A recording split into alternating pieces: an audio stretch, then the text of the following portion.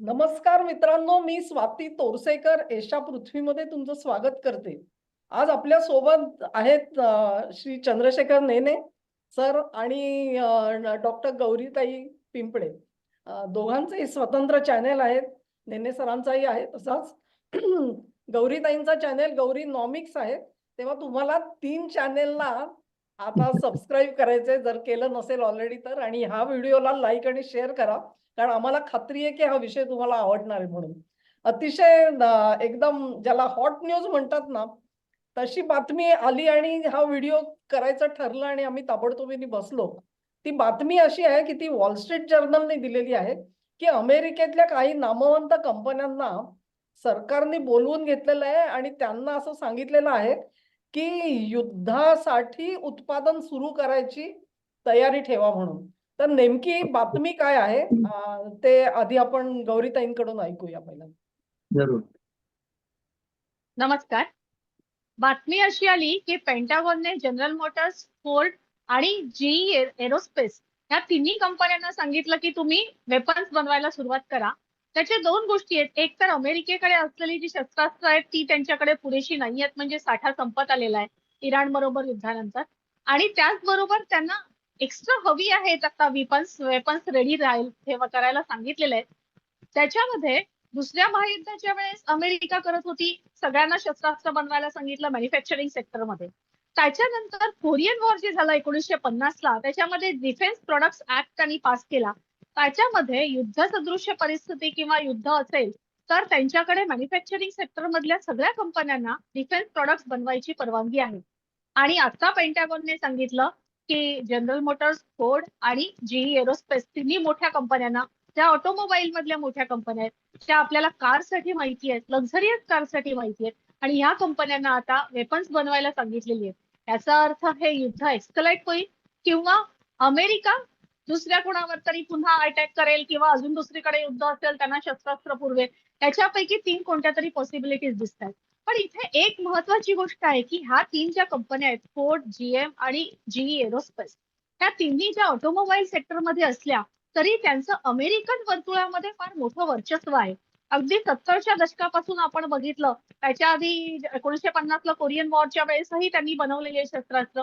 70च्या दशकात जेव्हा त्यांच्या ऑटोमोबाईल सेक्टरला जपानच्या स्मॉल कार्सनी धोका निर्माण झाला, तेव्हा निक्सन यांनी जपान बरोबर करार केला. त्या व्यापारी करारामध्ये असं ठरलं की जपानने स्मॉल कार्स अमेरिकेत पाठवू नयेत, जेणेकरून फोर्ड, जीएम आणि जीईच्या ऑटोमोबाईल मॅन्युफॅक्चरिंग इंडस्ट्रीवरती परिणाम होईल. तर या तिन्ही कंपन्या आहेत ज्या अमेरिकेच्या पॉलिटिकल सर्कलमध्ये सुद्धा फार प्रभावी आहेत आणि त्या मॅन्युफॅक्चरिंग सेक्टरमध्ये आजही टिकून आहेत. मोठ्या प्रमाणावरती चीनकडे जरी मॅन्युफॅक्चरिंग सेक्टर शिफ्ट झालेलं असलं तरी या कार मॅन्युफॅक्चरिंग कंपन्या अजूनही अमेरिकेमध्ये लक्झरियस कार बनवतात आणि त्या प्रसिद्ध आहेत. तर याचाच अर्थ असा आहे की अमेरिका जी आहे ती डिफेन्स प्रोडक्ट्स मोठ्या प्रमाणावर बनवण्यावरती भर देते. त्यामुळे युद्ध एस्कलेट होण्याचे चान्सेस तर दिसत आहेत की एवढ्या मोठ्या प्रमाणावर शस्त्रसाठा अमेरिकेला कशासाठी हवाय. एकतर युद्ध हे एस्कलेट होईल किंवा दुसरीकडे कुठेतरी अमेरिका युद्ध सुरू करेल, जे त्यांनी दुसऱ्या महायुद्धात वापरलं होतं की शस्त्रास्त्र पुरवलं आणि ते दुसरं महायुद्ध पुढे एस्कलेट झालं. तर अगदी तीच स्ट्रॅटेजी आहे. आणि त्याचबरोबर जेव्हा 1929ची महामंदी आली त्याच्यानंतर दुसरं महायुद्ध आहे आणि त्या दुसऱ्या महायुद्धामध्ये शस्त्रास्त्र बनवणाऱ्या कारखान्यांमुळे अमेरिकेची आर्थिक व्यवस्था सुधारली. त्याच्यासाठी त्यांनी आधी बरेच प्रयत्न केले, पण दुसऱ्या महायुद्धामध्ये जेव्हा शस्त्रास्त्र बनवली आणि ती वेगवेगळ्या युरोपीय देशांना पुरवली त्याच्यानंतर अमेरिकन इकॉनॉमी बूस्ट झालेली. आणि मग आतापर्यंत त्यांनी ती काय आपण युएस हेजेमनी, डॉलर हेजेमनी म्हणतो ते सगळं त्यांनी एन्जॉय केलेलं आहे. आता पण पुन्हा अमेरिकेची अर्थव्यवस्था डबघाईला आली आहे म्हटल्यानंतर पुन्हा तीच टॅक्टिक्स खेळतायत का अमेरिकेचे राजकारणी, कळायला मार्ग नाही, पण त्याच दिशेने पावलं आहे असं वाटतंय. खरं सांगायचं तर ही बातमी ऐकली ना तेव्हा मला जर्मनीची आठवण आली. म्हणजे हिटलरच्या हाताखालची जर्मनी. त्यावेळेला हिटलरनी असंच केलेलं होतं. नागरी प्रोडक्शनच्या ज्या कंपन्या होत्या तिथे छुप्या रीतीने युद्धासाठी आवश्यक असलेली सामग्री बनवायचे आणि मग युरोप मधले निरीक्षक आले बघायला की ते सगळं झाकाझाक व्हायची आणि नॉर्मल सिव्हिल प्रोडक्शन दाखवलं जायचं. त्यामुळे ते कधी पकडले गेलेले नव्हते. आता इथे हा सगळा म्हणजे तो पकडले जाण्याचा काही प्रश्न नाहीये, पण कन्व्हर्टिबिलिटी बिटवीन सिव्हिल प्रोडक्शन आणि वॉर प्रोडक्शन ही प्रामुख्याने दिसते आहे. तर त्याच्यामध्ये चंद्रशेखर नेने सर, तुम्ही कसं बघता याच्याकडे, की तुम्हाला काय वाटतं? पहिली म्हणजे युअर फर्स्ट रिएक्शन. पहिली रिॲक्शन अशी आहे की नरेंद्र मोदींचा फोनमध्ये ट्रम्पला काय काय सल्ले मिळाले याचा विचार करायला हरकत नाही. कारण मोदींनी आल्यानंतर तुम्हाला माहिती आहे की आपल्या 4 तरी प्रायव्हेट कंपन्यांना बनवायला सांगितलं आणि ती तोफ बनली आपली. BAE 777 तोफ जी आहे ती भारत फोर्ज, नंतर L&T, आणखी टाटा स्टील या सगळ्यांनी मिळून बनवलेली आहे. तर कुठेतरी मोदींनी हाही सल्ला दिला असेल की बाबा रे हे तू करायला घे. पण त्याहून म्हणजे सिरियसली म्हणायचं तर अमेरिकेच्या लक्षात आलंय की त्यांची शस्त्रास्त्र यावेळेला पुरेशी उपयुक्त ठरली नाही. ती खूप महाग होती आणि त्यांच्या विरुद्ध स्वस्त ड्रोन आणि स्वस्त यांनी जे वापरले सगळे शाहिद वगैरे त्यांनी जे वापरलं इराणनी, त्यांनी अमेरिकेची इकॉनॉमी डळमळीत झाली होती. तेव्हा हे सगळं बदलण्याकरता they need to change their production line. आता काय एक्झिस्टिंग मोठ्या ज्या वेपन्स कंपन्या आहेत त्यांना प्रोडक्शन लाईन चेंज करायला खर्च खूप जास्त येतो. या नवीन लोकांना त्यांच्या प्रोडक्शन लाईन मध्ये हे ऍड करणं तुलनेने सोपं जाईल, हा एक मुद्दा आहे. दुसरं म्हणजे जगामध्ये व्यापारामध्ये सर्वात जास्ती प्रॉफिट नार्कोटिक्स मध्ये मिळतो, पण तो बेकायदा व्यापार आहे. पण दुसरा आर्म्स कंट्रोल मध्ये मिळतो, आर्म्स ट्रेडिंग मध्ये मिळतो. अमेरिका पहिलेपासूनच अमेरिकेची इकॉनॉमी ही आर्म्स वरती अवलंबून आहे. युद्ध काय ते काढतच असतात कुठेतरी. आता सुद्धा तुम्ही बघाल तर इराणचं युद्ध संपेल असं वाटतंय येत्या 5-7 दिवसामध्ये. पण अनफिनिश्ड बिझनेस अमेरिकेकडे बरेच आहेत. ट्रम्पनी 2 तर सांगितलेच आहेत, क्युबा आणि ग्रीनलँड. ग्रीनलँड ताब्यात घेताना त्याला नाटोशी लढायला लागेल आणि क्युबा तर तो कधी कशात घालेल. ते 2 झाल्यानंतर त्यांचं लक्ष जे वळेल ते रेअर अर्थ मिनरल्स कडे वळेल. कारण आता अमेरिकेला फक्त एकच दुखती नस आहे की रेअर अर्थ त्यांच्या ताब्यात नाही, ती चीनच्या ताब्यात सर्वात जास्त आहे. त्यामुळे जिथे कुठे रेअर अर्थ असतील, उदाहरणार्थ बलुचिस्तान, त्यामुळे तिसरा अनफिनिश्ड बिझनेस हा पाकिस्तानचं विघटन आणि त्यातला बलुचिस्तानचा केक खायचा हे असू शकतं. या सगळ्याचा विचार करताना अमेरिकेने जे आता सुरू केलेलं आहे, आणि एक तुमच्या लक्षात आलं का, लक्झरी कारचं मार्केट आता कमी झालंय फार. आता सगळे युटिलिटी कार्स बघायला लागलेत आणि एकीकडे तुम्ही पेट्रोलच्या किमती वाढवताय आणि दुसरीकडे ज्या फ्युएल गझलर कार्स आहेत त्या कोण विकत घेणार? त्यामुळे यांनाही कुठेतरी ऑप्शन हवाच होता. बरं, तुम्हाला माहिती आहे ऑटोमोबाईल इंडस्ट्री हा अमेरिकेतला सर्वात मोठा जॉब गिव्हर आहे. सर्वात जास्ती नोकऱ्या तिथे असतात. ते घालवून आणि ते नोकऱ्या करणारे सगळे मागाचे लोक असतात. त्यामुळे ते घालवणंही ट्रम्पला परवडणार नाहीये. माझ्या मते सगळ्या हर मर्ज का एक इलाज, तसं हे त्यांनी केलेलं आहे. त्याच्यात दुसऱ्या जगातली लोक मरतील त्याचं त्यांना काहीच वाटत नाही. त्यामुळे काही प्रॉब्लेम नाही त्याच्यामध्ये. आपणही त्या आता वाहत्या गंगेमध्ये हात धुवायला पाहिजे. त्यामुळे त्यांना सप्लाय करणं, रॉ मटेरियल सप्लाय करणं किंवा टेक्निकल मॅनपॉवर देणं हे सगळं आपल्यालाही करता येईल. तर कदाचित त्या फोन कॉलमध्ये तोही विषय झाला असेल. कारण एक विषय झाला, आपण काल बोललो होतो की इराण आणि मिडल ईस्टमध्ये जे सगळं आता रिकन्स्ट्रक्शन व्हायचं आहे त्याच्यामध्ये अमेरिकन मॅनेजमेंट आणि इंडियन वर्कफोर्स हे सगळं होणारच आहे. त्यामुळे आपण दोघंही म्हणजे भारत आणि अमेरिका दोघंही याच्यात पैसे कमवू. आणि आणखीन शेवटचा अनफिनिश्ड बिझनेस म्हणजे नॉर्थ कोरिया. कुठेतरी नॉर्थ कोरियालाही व्यसन घालायलाच लागणार आहे. चीनला तर ते घालतातच आहेत व्यसन. चीनच्या बातम्या सध्या खूप भयंकर येतात चीनमध्ये जे काही चालू आहे सध्या. आणि यांनी ते सगळं त्याच्यावरती आता कुरघोडी करण्याचा कार्यक्रम केलाय. फक्त एकच गौरीला प्रश्न आहे की या 3 कंपन्यांच्या चीनमध्ये फॅक्टरी आहेत का हो?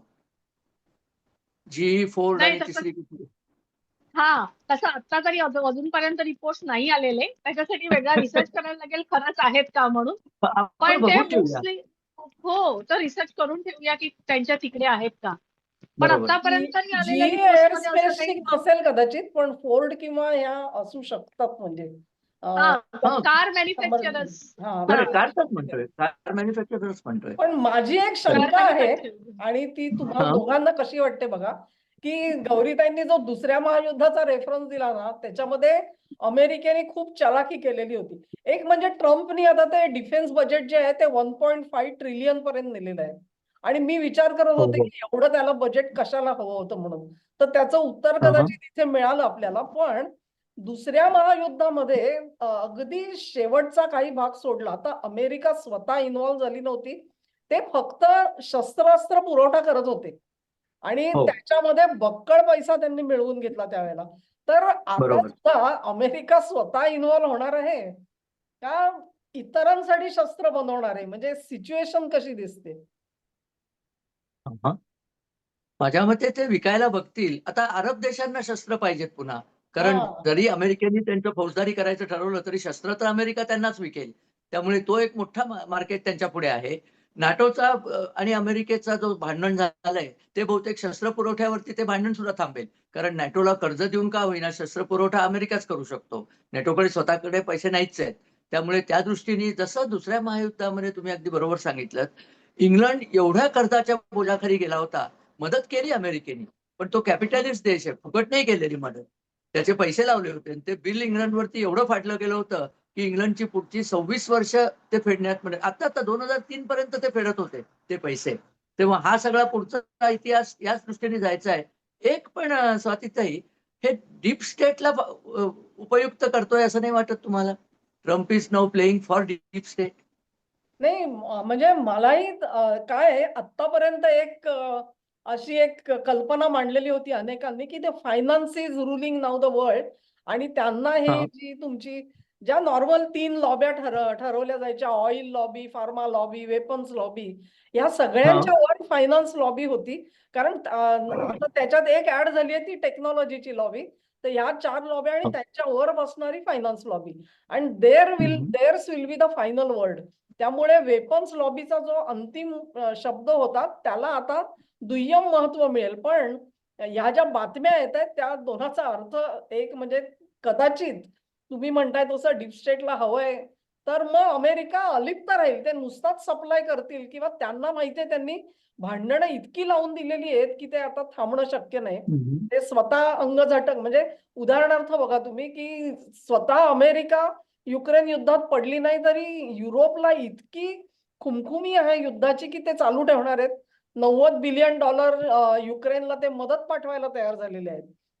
इकडे मध्य पूर्वेमध्ये जी काही आग त्यांनी लावून ठेवलेली आहे ती इराण विरुद्ध उरलेले देश, हे जे झालेलं आहे समीकरण, ते सुद्धा इतक्या लवकर, म्हणजे अमेरिका बाजूला झाली तरी ते शमण्यासारखं नाहीये.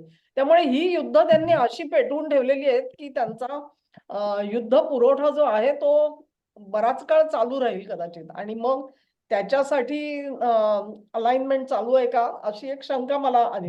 आणि that may benefit the deep state also.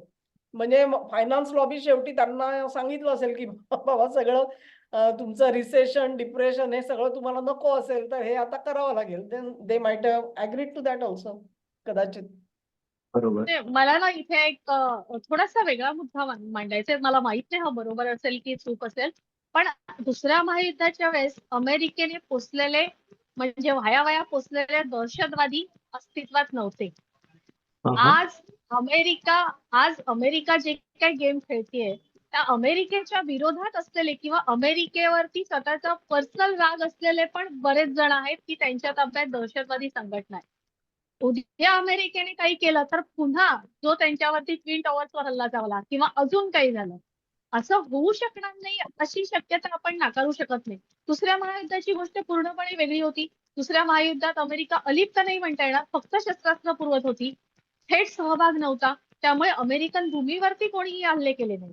केला हल्ला तो पर्ल हार्बरला झाला ते पण एक हेच आहे, मूळ भूमीपासून लांब लांब आहे.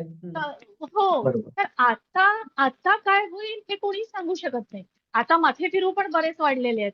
त्यांच्या हातात तो मोठ्या प्रमाणात शस्त्रास्त्र आणि बऱ्याच गोष्टी आहेत. तर अमेरिका काय गेम करेल आणि कुठे करेल आणि कोण कुठे अमेरिकेवर टाकेल, काही टाकू शकतं, अशी पण एक मला थोडीफार शक्यता वाटतेय. कारण अमेरिकेने इतक्या 80 वर्षाच्या काळामध्ये बरेच शत्रू निर्माण केलेले आहेत हे तर नक्की. कारण त्यांनी जी डॉलरची हेजीमनी करून सगळ्यांवरती काय आर्थिक निर्बंध म्हणा अजून काय असतील ते वाटेल ते कायदे लावून जी गळचेपी केलेली आहे वेगवेगळ्या राष्ट्रांची, त्यांच्यावरती राग नाहीये कोणाचं असं नाहीये. पण डिफेन्स हा एकच गोष्ट अशी आहे की डिफेन्स प्रोडक्ट त्याच्यावरती बऱ्याच देशांना अमेरिकेवर अवलंबून राहावं लागतंय. म्हणून आतापर्यंत कोणी अमेरिकेविरुद्ध आवाज करत नाहीये किंवा काही अमेरिकेवर होत नाही. उद्या असं होईल किंवा होणार नाही काही आपण सांगू शकत की अमेरिकन भूमीवर काही होणार नाही असं नाहीये. मला एक अजून एक हॉटस्पॉट बोला बोला सर. अजून एक हॉटस्पॉट आपण विचार नाही घेतला तो म्हणजे तुर्कस्तान. हो. सायप्रस आणि ग्रीकची जी भांडणं चालली आहेत त्याच्यात निश्चितपणे नाटोमधनं तुर्कस्तानची हकालपट्टी होण्याची शक्यता खूप जास्ती आहे. आणि ती बहुतेक करायलाच लागेल, कारण बाकीचे नाटो देश पण म्हणतात की याला हाकलून द्या, हा म्हणजे आपल्या बाजूचा नाही म्हणून. तर ते झालं तर तुर्कस्तानला वेसण घालण्याकरता सुद्धा नेटोला आपली नेव्ही आणायला गेलं आणि तिथे भारताचा सहभाग आहे बरं का. कारण हा सायप्रसच्या इथे भारताने आपली जहाजं नेली होती आणि हो हो तुर्कस्तानला मोर्चे तातडीने चाप बांधणी बसला केलेली होता. आहे बरोबर. एक तुम्ही बघितलं का, आपण गेल्या व्हिडिओमध्ये याचं सुतोवाच केलं होतं. न्यू वर्ल्ड ऑर्डर जो होऊ घातलाय हा त्याची ही पायाभरणी चाललेली आहे. त्याच्यात भारताला खूप महत्वाची भूमिका मिळत चाललेली आहे. करेक्ट. आणि हा दहशतवादाचा मुद्दा आता स्वातीताई आपलं गौरीनी अगदी बरोबर आणला. आणि त्याच्याकरता सुद्धा जी आधुनिक शस्त्र लागतील, म्हणजे दहशतवाद्यांना पुरवायला आणि दहशतवाद्यांना मारायला दोन्ही, तर ती दोन्ही मॅन्युफॅक्चर या लोकांना सांगता येतील करायला, कारवाल्यांना. कारण यांचं शस्त्रास्त्र डिव्हिजन पूर्णपणे वेगळं असणार आहे आणि त्याच्यात यंग फोर्स येणार आहे. त्या आधीच्या प्रोसेसेस त्याच्यात चालायच्या नाहीत. तर त्याकरता मला वाटतं त्यांनी या आणि या कंपन्यांकडे मेटलॉर्जीचं नॉलेज असतं ना. शस्त्रामध्ये शेवटी मेटलॉर्जी लागतेच, कारण सगळे त्यांना बाइंडिंग त्याचं सगळं कॉम्पोजिट आणि मेटल्सच असतं. त्यामुळे there is a synergy between this auto industry and शस्त्रास्त्र इंडस्ट्री. एक फक्त अजून मुद्दा राहिला आहे, तो म्हणजे चिप्स. अमेरिकेला जे गरज आहे त्या चिप्सची पण गरज आहे आणि ते तैवानवरती जे स्वामित्व राखण्याची अमेरिकेची मनीषा असते ती तेवढ्या करता असते. आणि मी असं ऐकलं की त्यांनी बरेचसे चिप मॅन्युफॅक्चरिंग पुन्हा अमेरिकेत आणायला सुरुवात केलेली आहे. तेवढं झालं तर अमेरिका पूर्णपणे हा सगळा सिनारिओ कंट्रोल करू शकेल असं दिसतंय, with the help of India. कारण टेक्निकल मॅन पॉवर भारत पुरवू शकतो या सगळ्यांना. तर फार इंटरेस्टिंग टाइम्स आहे खरं सांगायचं तर. मला एक दुसरा सिनारिओ असा दिसतो की ही जी युद्ध झाली युक्रेनचं असेल किंवा आता मध्य पूर्वेमधलं, हा. या दोन्हीकडे आपल्याला असं दिसून आलं की अमेरिकेची जी शस्त्रास्त्र आहेत ना ती बल्की हम्म. आणि जुन्या हो हो. विचारधारेने बनलेली आहेत. म्हणजे काही काही करेक्ट. तर असं म्हणत होते की सेकंड वर्ल्ड वॉरच्या धर्तीवरची आहेत सगळी. आणि बरोबर. आता जे एजाईल वॉरचे काळ आलेला आहे त्याच्यामध्ये हा. ती तेवढीशी सूट होत नाहीत. तर त्यांना हम्म. स्मार्ट थिंकिंगची गरज आहे. म्हणजे मला खरं म्हणजे धक्का हा बसला होता की त्यांचे ट्रॅडिशनल वेपन्स मेकर काय कमी नाही आहेत त्यांच्याकडे, भरपूर आहेत. हो. हा. लॉकहीड मार्टिन असेल किंवा अन्य कंपन्या रेथिऑन हो. वगैरे, त्यांच्याकडे न जाता ह्या तिघांकडे सरकार गेलं. हा मोठा संकेत आहे असं मला वाटतं की काहीतरी they need to do some creative innovative thinking. Thinking. Creative थिंकिंगची गरज आहे आणि ती मग टोटली नव्या कंपन्यांना जर का इन्व्हाइट केलं तर ते होऊ शकतं. आणि दुसरं तुम्हाला आठवत असेल ट्रम्पनी मध्यंतरी एक ताकीद दिलेली होती सगळ्या शस्त्रास्त्र कंपन्यांना की कोणीही 50 लाखाच्या वर पगार घेणार नाही तिकडे. हो. हा कोणालाही हा. बोनस मिळणार नाही वरच्या लोकांना. बरं. त्याच्यानंतर हा हा. कंपनीचे शेअर्स जे मिळतात त्याच्यात सुद्धा त्यांनी कपात केली. आणि तुम्ही जोपर्यंत प्रॉडक्टिव्हिटी दाखवत नाही आणि क्रिएटिव्हिटी दाखवत नाही तोपर्यंत हे निर्बंध चालू राहतील असं त्यांनी सांगितलं होतं. म्हणजेच त्यांची जी एक्झिस्टिंग वेपन्स लॉबी आहे तिच्यामध्ये फंक्शनिंग मध्ये खूप मोठे प्रॉब्लेम्स आहेत असं मला वाटतं. आणि म्हणून हे जे तीन हे आता आपण म्हणू शकतो की दे आर बेटर, म्हणजे मे बी मोर एफिशियंट. आणि म्हणून त्यांना आणि ह्या इनोव्हेटिव्ह थिंकिंगसाठी भारताला जोडून घेणार का? म्हणजे तुमचा जो मुद्दा होता ट्रम्प आणि हम्म. मोदी यांच्या कॉलचा, तर हो. ह्या क्रिएटिव्ह थिंकिंग मध्ये भारत जाऊ शकतो. कारण सिंधूरमध्ये आपण दाखवून दिलं की करेक्ट. कमीत कमी रिसोर्सेस मध्ये आणि कमी खर्चाच्या रिसोर्सेस मध्ये या संकटांचा सामना कसा करता येईल. तेव्हा एक थोडी मला अशी एक हे वाटली की कदाचित हे थिंकिंग आहे का? म्हणजे या तीन कंपन्या, I was also surprise actually की यांना का, म्हणजे एवढे मोठे लॉकहीड मार्टिन आहे, बोईंग आहे, रेथिऑन आहे and there are several others right. कारण अख्खी त्यांची जवळजवळ 30% इकॉनॉमीच मुळी वॉर एफर्ट्स वरती असते. तर बरोबर आहे. कंपन्या तर भरपूर आहेत तिथे, त्यातल्या कोणाला बोलवलं गेलेलं नाहीये. एक आणखी अतिशय महत्वाचा मुद्दा जो मला वाटतो तो म्हणजे, अर्थात मी हे वाचलेलं आहे की डिफेन्स प्रोडक्शन मध्ये जी काही क्रिटिकल मिनरल्स लागतात त्यांची अमेरिकेत आज वानवा आहे अक्षरशः. आणि हो हो. अ, अच्छा. चीननी ती मोठी यादी तयार केलेली आहे क्रिटिकल मिनरल्स आम्ही कुठले, हो. त्याची यादी प्रसिद्ध पाठवणार नाही. केलेली आहे. काहींवरती एक्सपोर्ट कंट्रोल आणलेले आहेत आणि काहींना बॅन केलेलं आहे टोटली. तर हे असताना डिफेन्स प्रोडक्शन वाढणार कसं, हा खरा माझा पुढचा प्रश्न होता की ह्याच्यावरती मात कशी करणार. म्हणजे तुम्ही या लोकांना जरी बोलवलं तरी देखील पुढचं पाऊल कसं काय पडू शकतं याच्यावरती, की मग चीनला लालूच दाखवायची, बघ मी हे प्रोडक्शन वाढवतोय आणि तू हे दिलंस तर तुला फायदा होईल, तू यू जॉईन द रॅली, असं काही आहे का? नाही, पुढच्या महिन्यातली जी चीनची मीटिंग आहे हा हा त्या चीनची नाकेबंदी करण्याचं नवीन ऐकलत की नाही? नाही अमेरिकेने इंडोनेशियाशी करार केलाय. आता मलाका स्ट्रेट पण चोक करायचा आहे. पण चीनला ऑइल जाऊच नये अशी योजना करायची हे चालू झाली आहे. पण चीनला what they will do, they will tell चीन की आमच्याप्रमाणे वागलात तर ठीक, नाही तर तुझ्या तेलाचं हे बंद करू. पुटिनच काय ते त्यांना तेल देऊ शकतो. पुटिनची काहीतरी वेगळी डील त्यांना करता येईल. आणखीन एक महत्वाचा मुद्दा राहिला होता. मगाशी गौरी जेव्हा म्हणली की अमेरिका स्वतः युद्धात उतरेल की नाही, या युद्धाचा आता पोत कसा बदललाय पाहिलं का? या युद्धात एक 3,000 इराणी मेलेत आणि अमेरिकेचे फक्त 25 किंवा 30 किंवा 50 फार तर मेलेले आहेत. त्यामुळे बॉडी बॅग्स हा प्रॉब्लेम आता सुटलेला आहे, कारण युद्ध सगळं रिमोट कंट्रोलवर चाललंय. त्यामुळे अमेरिकेला युद्धात उतरायलाही काही प्रॉब्लेम नाहीये. त्यांचे एअरक्राफ्ट कॅरियर घेऊन जायचं आणि ठोकत राहायचं. माणसं मरत नाहीत. माणसं मेली नाही की politicians are very happy. Body bags येत नाहीत ना. मग टेक्निकल युद्ध करायचं आणि समोरच्याला जेरीला आणायचं आणि सर्वात महत्वाचं म्हणजे त्याचे सप्लाईज अडवायचे सगळे. त्याला तेल मिळू द्यायचं नाही, त्याला अन्नधान्य मिळू द्यायचं नाही. मग कसला युद्ध करतो तो? म्हणजे वेढा टेक्निक जी आता इराणला त्यांनी नमवलं ज्यांनी, हे फार इफेक्टिव्ह वापरलं त्यांनी. आधीच का वापरलं नाही असं म्हणायची वेळ आली, कारण इराणला त्यांनी बंदच केलंय. आता नुसती भारतीय पत्रकारांनाच फक्त इराण जिंकतोय हे कळतंय. बाकी सगळ्या जगाला कळलेलं आहे की इराण शरणागती देतोय. नाही, म्हणजे मला तर कधीतरी असं वाटतं की त्याचे होर्मुझ बंद केलं ना, तेवढंच केलं हा, असतं, बऱ्याच गोष्टी झाल्या असत्या. एक्झॅक्टली, त्यापेक्षा युद्धाची गरज एक्झॅक्टली. नव्हती. असो, पण त्यांचं काय थिंकिंग आहे त्याच्यावरती आहे. नाही, एक तुमच्या लक्षात आलं की नाही, एक नवीन मला काल सुचलं की आपण पहिले 4 दिवस ब्रह्मोस मारलं नव्हतं बघा. करेक्ट. आपल्या सिंदूरमध्ये सुद्धा ब्रह्मोस शेवटच्या दिवशी मारली. माझ्या मते थिंकिंग असं असतं की ब्रह्मोस मारल्यानंतर ते मोडकळीला येतात आणि मग शस्त्रसंधी करायला लागते. त्यामुळे आधी त्यांचं नुकसान जमेल तेवढं करून घ्यायचं आणि मग कारण त्याच्यानंतर लांबवता येत नाही युद्ध. याचा एक रेफरन्स पॉइंट आहे. इंदिरा गांधींनी जेव्हा 71 ची शस्त्रसंधी केली, त्याच्या 1 दिवस अलीकडे त्यांना जेव्हा कळलं की आता शस्त्रसंधी करायला लागणार आहे, त्यांनी एअरफोर्सला ऑर्डर केली होती की वेस्ट पाकिस्तानची सगळी एअर स्पेस आपली आहे. जितकं नुकसान करता येईल तितकं करा. इन्क्लुडिंग लाहोरचं रेल्वे यार्ड सुद्धा उडवून लावलं. तिथे काही मिलिटरीचं काम नव्हतं. म्हणजे रिबिल्डिंगला पैसे आणि वेळ जास्त जातो. हा पण एक विचार असतो. म्हणजे शत्रूचं इतकं नुकसान इराणची त्यांनी किती मोडलंय म्हणजे इराणला. हे इथल्या लोकांना कळत नाही. त्यामुळे इथले लोक अजून इराण करतात. ते आपली उंदीर आणि राजाची गोष्टच चालली आहे सगळीकडे. परंतु अमेरिकेचा तो प्रकार चालूच आहे अमेरिकेचा, की संबंध समोरच्याचं नुकसान करायचं आणि मग रिबिल्डिंगला पुन्हा आपण जातोच ना. तुम्हाला ते कॅच 22चं आठवतंय का? मला ते इतकं छान वाटलंय.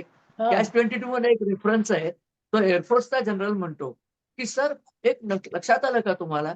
आपण एखादी जर उद्ध्वस्त केली इंडस्ट्रियल टाउनशिप, तर ती बांधताना खूप पैसे मिळतात. आपण आपलीच टाउनशिप उद्ध्वस्त करूया, त्याच्यातही पैसे मिळतील. Capitalist thinking. फॅन्टॅस्टिक. पण याच्यामध्ये गौरी, तुला प्रश्न आहे, की या सगळ्यामध्ये अमेरिकेची इकॉनॉमी पुन्हा जागेवर येण्याची शक्यता कितपत वाटते? खूप जास्त वाढली आहे, कारण सगळं रिबिल्ड करायला हं. अमेरिकन कंपन्यांनाच कॉन्ट्रॅक्ट मिळणार आहेत. जे ओके. आतापर्यंत आखातामध्ये उद्ध्वस्त सगळं जे काही हो, करून बरोबर. ठेवलेलं आहे, हां, इराणने हां. केलंय किंवा इस्रायलने केलंय, रिबिल्ड हां. करायला मॅक्झिमम अमेरिकन कंपन्यांना कॉन्ट्रॅक्ट मिळणार बरोबर. आहेत. करेक्ट. आताही वाढलेल्या तेलाच्या दराचा जास्तीत जास्त फायदा अमेरिकन कंपन्यांना मिळाला. खरं म्हणजे पुटिनलाही मिळाला. पुटिन इज व्हेरी हॅपी, कारण तिप्पट किमतीत तोही विकतोय आपलं तेल आता आणि हो आता निर्बंध हो पण केलेले आहेत. हो, त्यामुळे निर्बंध हे पण निघाले. पण पुतीन यांच्याकडे फक्त एनर्जी सप्लाईज आहे. पुतीन हो. यांच्याकडे मॅन्युफॅक्चरिंग नाहीये. नाहीये. आता जे पण पुन्हा रिबिल्ड करायचं म्हटल्यानंतर हां. त्या रिबिल्डसाठी अमेरिकन कंपन्याच मोठ्या प्रमाणावर पुढे येणार आहेत. हां, सगळं पण रिबिल्ड करायला. पुतिनकडे रेअर अर्थ पण आहेत. युक्रेनची सगळी रेअर हो, अर्थ तो घेऊन हो. बसलाय. त्यामुळे तो हो, एक हो. सप्लाय त्याच्याकडे आहे. आपण त्याच्या हो, नक्कीच. एक जगाचा नकाशा काढूया आणि त्याच्यात रेअर अर्थचे साठे कुठे-कुठे आहेत ते बघूया आणि आपल्याला एक व्हिडिओ करता येईल, की तिथे पुढची युद्ध होणार आहेत. त्या कंट्रोल अगदी, करतात. अगदी. तिथे ब्रह्मोस म्हणजे इज वन आता मेजर कॉम्पोनंट. बर्मा. अगदी, Actually, आणि कसं कसं आहे आतापर्यंत ना, माझ्या एक गोष्ट लक्षात आली, की 45 पासून 45 आपण पॉइंट घेतो कारण तिथून दुसरा महायुद्ध संपला आणि ग्लोबल हो साऊथ हो मधून बाकी सगळ्या निघून गेले, म्हणून हा 45 आपण एक हे घेतो, सुरुवातीचा एक बिंदू घेतो, बरोबर. तिथून आपण चालू करतो. पण त्याच्यामध्ये बघितलं तर रशियाला कुठलाही आजपर्यंत त्यांचा स्वतःचा Russia has no voice to say anything. हो त्यांना हो विशेष असा काही स्वतःचं मत नव्हतं. कोल्ड वॉर जरी आपण म्हटलं तरी रशियाची हम्म, बाजू तशी लंगडी होती. त्यांच्याकडे बरोबर. अंतर्गत बरेच कॉन्फ्लिक्ट होते, त्याच्यामध्ये त्यांची इकॉनॉमी चांगली नव्हती. त्याच्यानंतर इव्हन ऑइलचा जरी जर आपण बघितलं सप्लाय, तरी तो ऑलिगार्क्सच्या हातात होता. तो हो आत्ता जसा पुतीननी कंट्रोल केलाय तसा तो रशियन स्टेट गव्हर्नमेंटकडे नव्हता. त्याच्यामुळे हम्म, तसा ऑइल जरी त्यांच्याकडे असतं तरी त्याचाही फायदा त्यांना मिळाला नाही. पण रशियाचा जर पुतीन नंतरचा अभ्यास केला 2000 पासून आतापर्यंत, हम्म, तर रशियाला पुतीन यांनी इतकं वेगळं डेव्हलप केलंय हम्म, की वी गॉट अस्टोनिश्ड. ते रशिया, तेव्हाचा रशिया आणि आत्ताचा रशिया, भले आता हा, वॉरमुळे त्यांना बरेच हो फटके बसलेले आहेत, नाकारता येत नाही, तरी पण still Russia is standing in the world politics. पुतीनना स्वतःचा एक मत आहे आणि रशियाकडे जे काय आहेत खनिज, रेअर अर्थ म्हणा, एनर्जी सप्लाईज म्हणा, त्याच्यामुळे मला हम्म, असं वाटतं आतापर्यंत ग्लोबल मार्केट फोर्सेस मध्ये रशिया कुठेच नव्हता. अमेरिका आणि युरोपियन कंट्रीज होत्या. Russia may be future global market फोर्सेसचा एक पार्ट असावा, असा एक अंदाज आहे. कारण डीप स्टेट आणि सगळं जे आपण म्हणतो ते अमेरिका आणि युरोपियन कंट्रीज मध्येच मोठ्या प्रमाणात. परत अजून एक मुद्दा आहे, रोमन कॅथोलिक आहेत हे सगळे देश किंवा वास्ट कंट्रीज आहेत, पण व्हेरी रशिया गुड. आहे त्याच्यामध्ये ऑर्थोडॉक्स चर्च आहे, जी ग्रीकांची संस्कृती होती, ग्रीकांनी येऊन हो ऑर्थोडॉक्स चर्च स्थापन केले. रशियामध्ये आजही तसे आहेत. त्यामुळे त्यांनी स्वतःला वेस्टर्न सिव्हिलायझेशन पासून पूर्णपणे वेगळं ठेवलंय. आणि आता हम्म, येणाऱ्या काळामध्ये रशियाचं जे काय आहे, रशियाचं स्वतःचं ओपिनियन आणि रशिया जे काय डेव्हलप करतोय, तर रशिया पुढच्या येणाऱ्या काळासाठी ग्लोबल पॉलिसी शेप करण्यामध्ये एक फार महत्वाची भूमिका बजावेल.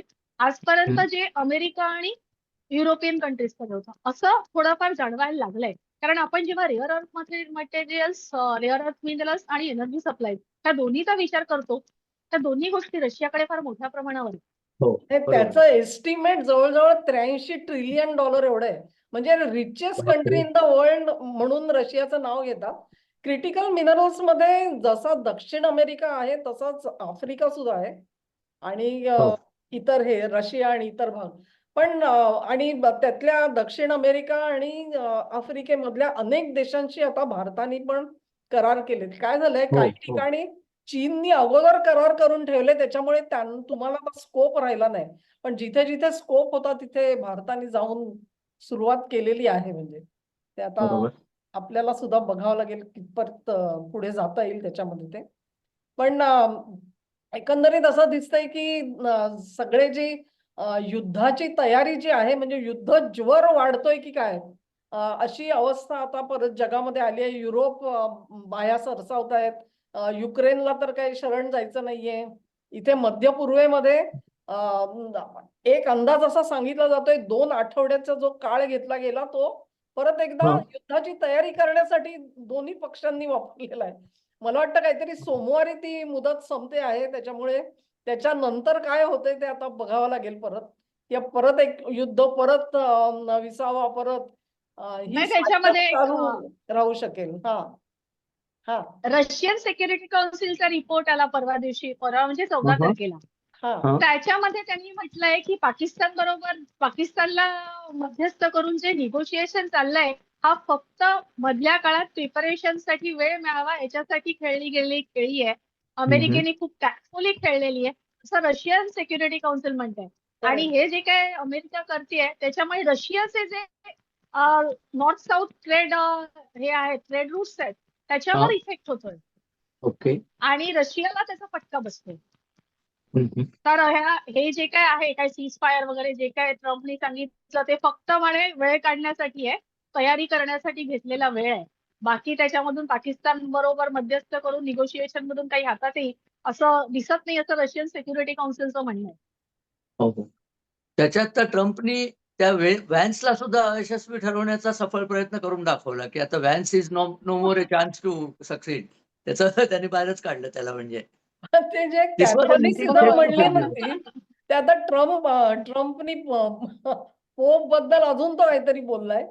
आणि त्यांच्या म्हणजे सगळे कॅथलिक जे काही देश आहेत संपूर्ण हो जगामध्ये ते अतिशय म्हणजे अस्वस्थ झाले असतील या सगळ्या डिस्प्ले ऑफ थिंग्समुळे. भाग पण या बातमी आणि मला वाटतं अजून मुद्दे काही मांडायचे असतील तर आपण मांडू, नाही तर मग शेवटाकडे येऊ, कारण वेळ संपत आली असेल. मला वाटतं की आपण आत्ता जो विषय काढलाय तो विषय कोणीच हातात घेतलेला नाहीये. त्याबद्दल तुमचं अभिनंदन. कारण फारच योग्य आहे आणि हे फ्युचरिस्टिक आहे. आत्ता लढाई झाली ना आत्ता काय होतं हे वेगळं, पण हे पुढचं आपण चित्र जे काढतोय म्हणजे बायपोलर वर्ल्ड होतं ते ट्रायपोलर झालं, आता क्वाड्रिपोलर वर्ल्ड झालेलं आहे. रशिया, भारत, चीन आणि अमेरिका असं म्हणायला हरकत नाही, धाडस करायला हरकत नाही असं. कारण भारताला आता खूप रोल याच्यात मिळत चाललाय. कालची ती बातमी जी आपण म्हटलं की कझाकस्तानचा सगळा युरेनियमचा साठा कझाकस्तान आपल्याला द्यायला तयार झालेला आहे, ही एक फार मोठी बातमी आहे. त्यामुळे भारताला आता कोणाकडे तोंड घालायची गरजच नाही, इतकं युरेनियम आपल्याकडे येईल. त्यामुळे आपल्याकडे आता 22 अणुभट्ट्या आहेत वीज निर्माण करणाऱ्या, अजून 6 बांधतोय आपण, म्हणजे 28 तर होणारच आहेत. त्यामुळे आपली एनर्जी नीड ही संपूर्णपणे आपल्याला याच्यातनं भागवता येईल इतकं युरेनियम द्यायला कझाकस्तान तयार झालेलं आहे. दिस इज व्हेरी इंटरेस्टिंग. राईट. गौरीताई, तुम्हाला काही सांगायचं असेल तर अगदी शेवटचा नाही, हे राऊंड. सगळ्यात भारतीय म्हणून ही खूप आनंदाची गोष्ट आहे की भारताशिवाय पुढे जगाच्या पॉलिसीज ठरणार नाहीत. वा, हे एक करेक्ट, खूप वेल सेड. छान राईट. हो, छान गोष्ट Correct. घडलेली आहे सगळ्या गोष्टीमध्ये. त्यामुळे भारतीय म्हणून प्रचंड अभिमान आहे पंतप्रधानांचा सुद्धा. बरोबर, ह्या फर्स्ट राईट ऑफ सगळ्यामध्ये. रिफ्युजल ज्याला म्हणतात ते आपल्याकडे आलेलं आहे आता. अगदी अगदी. सो एकंदरीत दिसतंय असं की ट्रम्प हे शपथ घेऊन आलेले होते की मी युद्ध करणार नाही म्हणून, आणि आता केवळ 15 महिन्यांमध्ये पारडी सगळी पालटलेली आहेत आणि ते अधिकाधिक खोल युद्धामध्ये आणि युद्धाच्या तयारीमध्ये गुंतलेले आपल्याला दिसत आहेत. तेव्हा जगाचं चित्र त्यांच्या डोळ्यासमोर जे काय होतं ते सगळं मागे पडलंय. कशामुळे हा चेंज झाला, नेने सरांनी डीप स्टेटचं एक आपल्याला सांगितला तर्क, आणि तो कदाचित बरोबर असेल, कारण धिस इज व्होल्टाफेस. 180 डिग्रीमध्ये हो, ट्रम्प फिरलेले करेक्ट. आपल्याला दिसतायत, ज्याची अपेक्षा नव्हती. आणि का नव्हती अपेक्षा, तर 36 ट्रिलियनचं जे कर्ज उतरवायचं असेल तर वायफळ हो, खर्च बंद करा. युद्ध हा वायफळ खर्च असतो. तेव्हा ते न करता जर का युद्धासाठी $1.5 ट्रिलियन जर का दिले असतील तर कर्ज 36 नाही ते 50 ट्रिलियन सुद्धा होऊन जाईल पुढच्या 3 वर्षामध्ये. सांगता येत नाही, पण हा जो बदल आहे हा बदल सगळ्या जगाने नोंद घेतली असेल त्याची मला खात्री आहे. आणि आम्ही तर निश्चितच घेतलेली, आणि ह्याच्यातून जे वेगवेगळे पैलू बाहेर आले या चर्चेतून त्याच्यावरती आपण पुन्हा एकदा चर्चा करणार आहोत. व्यापक चर्चा हो. करू. अनेक मुद्दे स्पर्शिले गेलेले आहेत. तुम्हा सगळ्यांना एक परत एकदा हा हा एक इंटरेस्टिंग प्रोजेक्शन म्हणून मनात विचार आला हा की 1 मे जो यायचा आहे त्या दिवशी त्यांनी जर क्युबाची शरणागती घेतली तर तो म्हणजे पोएटिक जस्टिस ठरेल. लेबर डेला. खरंय. बघूया काय होतं ते, कारण शक्यता आहे, कारण त्यांनी क्युबाला वेढा घातलेलाच आहे. तिथे हो वीज हो. नाहीये, पाणी नाही, अंधार आहे सगळा. म्हणजे त्यामुळे लवकरच त्याला तो काय कार्यक्रम आमच्या महिलांच्या बाबतीत म्हणायचं तर पाणी गॅसवर ठेवलेलं आहे, तर त्याला बुकळी गॅसवर ठेवलेला आहे. द्यायची. आणि क्युबा म्हणजे त्याच्या बुटात शिरलेला खिळा आहे. तो कायम सलत असतो अमेरिकेला आणि चालेल. त्याची पोझिशनही अमेरिकेच्या बुटाच्या जागेवरच आहे. अगदी अगदी. तर हा व्हिडिओ आवडला असेल तर सगळ्यांनी लाईक करा, शेअर करा. तिन्ही चॅनेल्सना तुम्हाला सबस्क्राईब करायचंय राईट. आणि सहकार्य द्यायचंय. धन्यवाद. बरोबर. गौरीताईंचे धन्यवाद. आभार, नमस्कार. नेने सरांचे आभार. येणार. सर्वांचे आभार. धन्यवाद. धन्यवाद. धन्यवाद. थँक्यू.